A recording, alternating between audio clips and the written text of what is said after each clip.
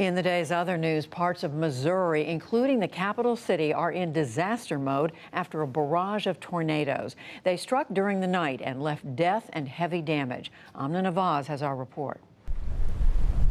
Twisters darkened the Missouri evening sky. There's a tornado right there, Janie. And after nightfall, lightning strikes and wailing sirens signaled the oncoming danger.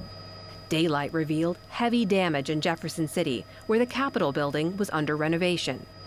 A tornado had ripped apart homes and entire neighborhoods, leaving families to dig through the wreckage. At a car dealership, mangled vehicles lay flipped over, and rows of new cars sat damaged or destroyed. Carrie Turgan is mayor of Jefferson City. There are many residents who lost their homes, who lost portions of their homes, who had significant damage to their homes. It's been a trying day. It's been hard, and we've had to look at each other and cry and hug each other and say, you know what, we're going to get through this together. No one was killed in Jefferson City, but 150 miles away in Golden City, a tornado took 3 lives. Missouri Governor Mike Parson said it could have been even worse. We were very fortunate last night that we didn't have more injuries than what we had. We didn't have more fatalities across the state. Plenty of people doing everything they could to warn people, the general public, to take safety, and a lot of people did.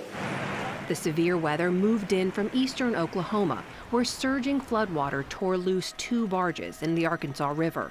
They struck a dam just above the town of Weber's Falls, but the dam remained intact. Not far away, officials in Tulsa warned of more flooding along the river. You should anticipate by the end of the day today the water being in your area if you're in Tulsa County. Earlier this week, severe flooding sent homes collapsing into the Cimarron River north of Oklahoma City. Others were left hanging by a thread as the current carved deep into the shoreline. And dozens of tornadoes tore through swaths of the southern plains, from Oneida, Kansas to Des Moines, Iowa. All this damage comes after months of severe weather and flooding in the region. And the high waters may be a persistent reality. The U.S. Climate Prediction Center says above average precipitation is likely in the coming weeks. For the PBS NewsHour, I'm Amna Nawaz. In Washington, the U.S. Justice Department filed a new 18-count indictment against WikiLeaks founder Julian Assange. It accuses him of publishing thousands of secret documents and endangering people who helped U.S. forces in Iraq and Afghanistan. The U.S. is seeking to extradite Assange from Britain. Sweden also wants him on a rape charge. President Trump says he doubts there is a need to send more troops to the Middle East amid heightened tensions with Iran. He spoke today before a meeting to discuss Pentagon plans on the issue. Earlier, Acting Defense Secretary Patrick Shanahan disputed reports that it might involve 10,000 troops.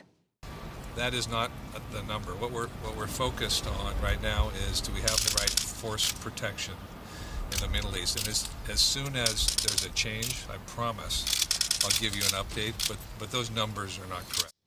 Shanahan said that any additional forces would focus on protecting U.S. troops who are already in the region.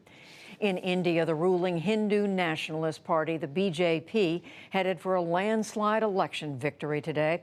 The world's largest democracy voted in phases over 6 weeks. Today, Prime Minister Narendra Modi greeted supporters during a celebration in New Delhi. The BJP was projected to add to its majority in parliament. Voting began today in elections for the European Parliament, with far-right parties looking to make gains. Polls opened first in the Netherlands and Britain. Originally, Britain planned to leave the European Union in March, but has so far failed to agree on the terms. Voting across Europe runs through Sunday.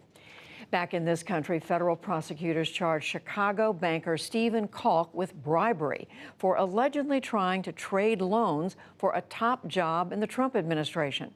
They said that former Trump campaign chair Paul Manafort pushed Kalk for Secretary of the Army after getting $16 million in loans. Kalk did not get the job. And on Wall Street, oil prices and tech stocks plunged again and triggered a new sell-off. The Dow Jones Industrial Average lost 286 points to close at 25,490. The Nasdaq fell 122 points, and the S&P 500 slid 34. All three indexes were down 1%. Still to come on the NewsHour, the Trump administration announces billions of dollars for farmers to ease the pain of the trade war. A U.S. citizen who joined the Taliban is released from prison, raising questions of how to handle once radicalized Americans. Sitting down with Democratic presidential candidate Kirsten Gillibrand and much more.